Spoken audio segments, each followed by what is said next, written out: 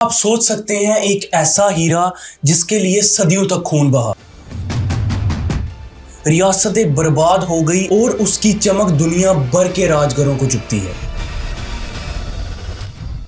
जी हाँ, मैं बात कर रहा हूं कोहिनूर की। एक ऐसा हीरा जिसे पाने के लिए इतिहास के सबसे बड़े सम्राट भी बेचैन हो गए थे। कहा जाता है जिसके पास गया कोहिनूर उसका बुरा वक्त शुरू हो गया। लेकिन आखिर इस हीरे में क्या है?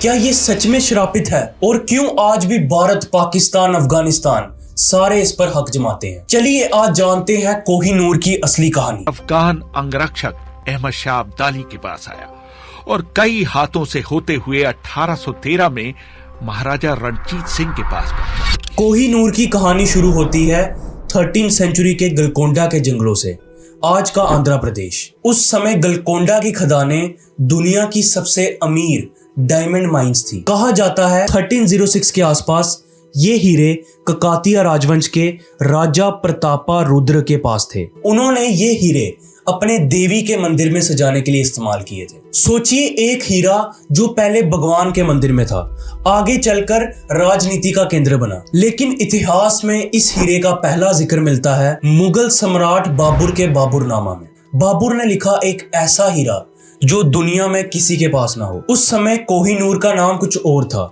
लेकिन उसकी चमक पूरी दुनिया को दीवाना बना रही थी। अब शुरू होती है कोहिनूर की सबसे रोमांचक यात्रा। ककातिया राजवंश से ये हीरा दिल्ली सुल्तानेट के अलाउद्दीन खिलजी तक पहुंचा।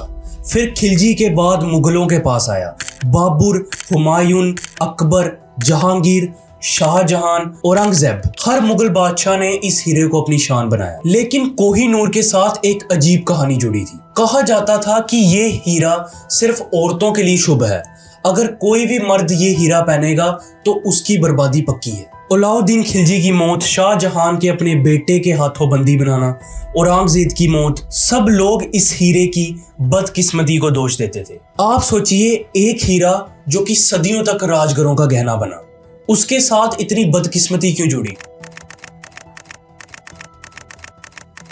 एक और कहानी है, शाहजहां ने कोहिनूर को अपने तख्त ए ताहूस में जुड़ाया था, जो दुनिया का सबसे महंगा तख्त माना जाता था। लेकिन जब औरंगजेब ने शाहजहां को कैद किया तो कहा जाता है शाहजहां अपनी बेटी जहानारा के जरिए ही कोहिनूर को देख सकता था। और जब नादिर शाह ने 1739 में दिल्ली पे अटैक किया तो उसने पूरा शहर लूट लिया। कोहिनूर उसने मुगल बादशाह मोहम्मद शाह के पगड़ी से ढूंढ निकाला। कहा जाता है नादिर शाह ने इस हीरे को पहली बार देखकर ही उसका नाम कोहिनूर रखा। कोहिनूर यानी पहाड़ की रोशनी।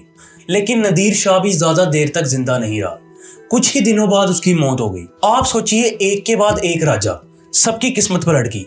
नादिर शाह की मौत के बाद कोहिनूर अफगानिस्तान के अहमद शाह अब्दाली के पास चला गया। उसके बाद उनके वंशाजून के बीच में खून खराबा हुआ और हीरा कभी काबुल और कभी लाहौर घूमता रहा। आखिरकार महाराजा रणजीत सिंह ने 1813 में कोहिनूर को कब्जे में ले लिया। पंजाब के लोग कहते हैं ये हीरा उनके महाराजा की शान है। रणजीत सिंह ने अपनी मौत से पहले ये हीरा जगन्नाथपुरी के मंदिर को देने की वसीयत की थी, लेकिन उनके वजीरों ने ये हीरा उनके बेटे दुलीप सिंह के पास रख दिया। 1849 में अंग्रेजों ने पंजाब पर कब्जा किया। सिर्फ 10 साल के महाराजा दुलीप सिंह से ट्रीटी ऑफ लाहौर के तहत कोहिनूर छीन लिया गया। हीरा लंदन भेज दिया गया, जहां क्वीन विक्टोरिया ने अपने क्राउन पर उसे जोड़ लिया। क्या आप जानते हैं, जब कोहिनूर इंग्लैंड पहुंचा तो लोगों ने उसे देखने के लिए लंबी लंबी लाइन लगाई। लेकिन जब क्वीन विक्टोरिया ने इसे पहली बार पहना तो थोड़ी ही देर बाद उनके पति प्रिंस एल्बर्ट की मौत हो गई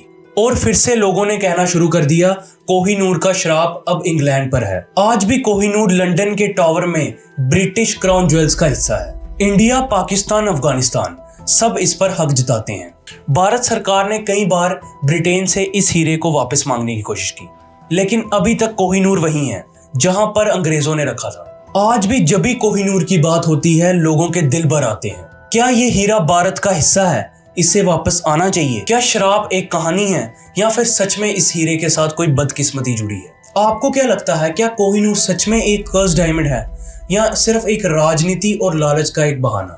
इतिहासकार कहते हैं कि कर्ज सिर्फ एक कहानी है, लेकिन जब भी कोहिनूर की बात होती है तो उसके साथ बदकिस्मती की कहानियां भी सुनाई देती हैं। आज भी ब्रिटिश रॉयल फैमिली में कोहिनूर सिर्फ महिला ही पहनती हैं। शायद वो भी कहीं ना कहीं इस कहानी को मानती होंगी। तो दोस्तों, कोहिनूर की कहानी अभी भी जिंदा है।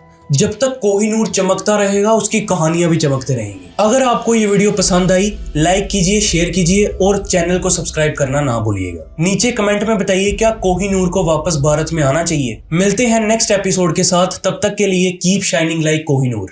Thank you.